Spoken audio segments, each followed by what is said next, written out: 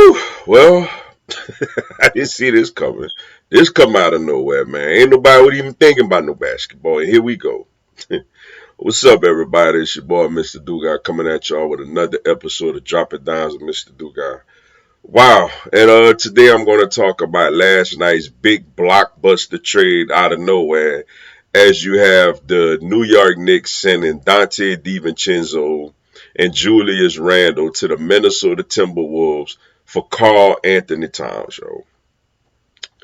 Before I get into this video, man, for anyone, if you want to donate to the channel, follow me on social media. Also, I co-host a sports talk radio show every Sunday. All that information will be down in the description box.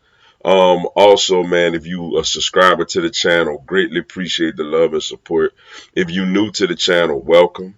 Hit that subscribe button and bell notification button.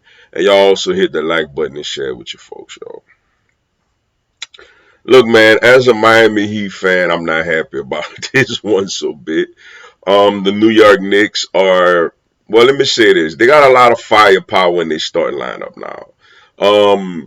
They did sacrifice some of their depth, but man, they have a lot of firepower in their starting lineup now.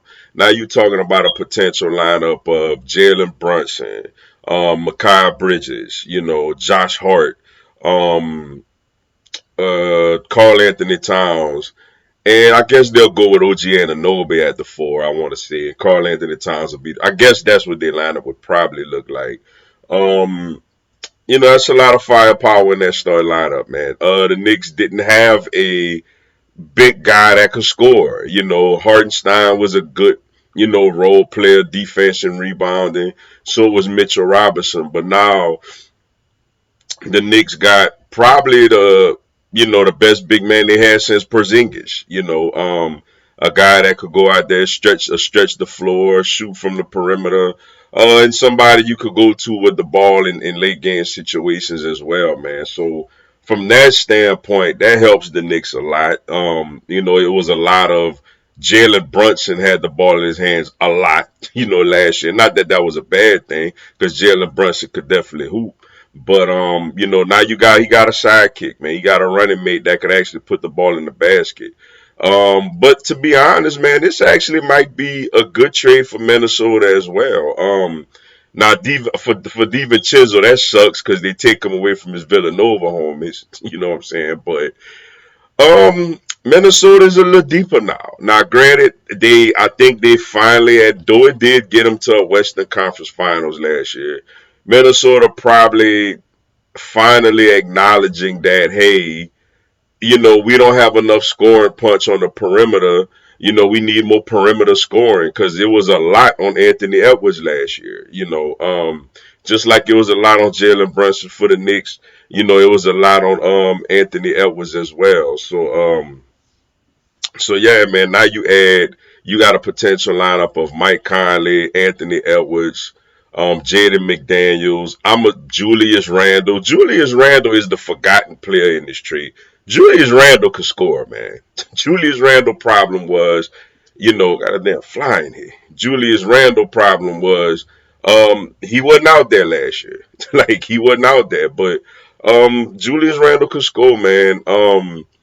And now you got that in Rudy Gobert, of course, as the anchor, the back end of the defense. But now you also got a guy like DiVincenzo that could come off the bench, and DiVincenzo could get buckets. So you got the rookie Rob Dillingham, who is a bucket as well. Terrence Shannon Jr., who is a bucket. So Minnesota got deeper. They gave away their size advantage that they had over most teams. The ability to throw multiple big men. But then you got to keep in mind they still got Naz Reid, the NBA Sixth Man of the Year. So when I first heard the trade, I was like, dang, man, what Minnesota doing, man? They making the Knicks better. But I see what Minnesota trying to do. They gave up. They're like, look, man, Naz Reid could hoop. He could play. And also, man, let's bring in a Julius Randle who could get buckets, and let's bring in a DiVincenzo who could come off the bench and be a scorer as well as Dillingham and Shannon. I think both teams got better, yo. Ultimately, at the end of the day, I think both teams improved. The Knicks gave up some depth, but they got some scoring punch, in their starting lineup. And size. Most importantly, they got size. And for Minnesota, they gave up a little bit of the size away to get some perimeter scoring punch. That's how Dallas was able to beat them last year with all them perimeter players they had out there. So I think both teams. I think it was a good trade for both teams, man. And as a Heat fan, I hate that we sitting here just not doing nothing. Of course. Oh, Pat Riley. But with that being said, man, that's all I got for y'all tonight. Appreciate y'all checking out the video. Hit the like button for your boy. Give me a subscribe. I have Miami Heat, NBA, and content on my other teams throughout the year. Y'all have a blessed one. Let's go Heat.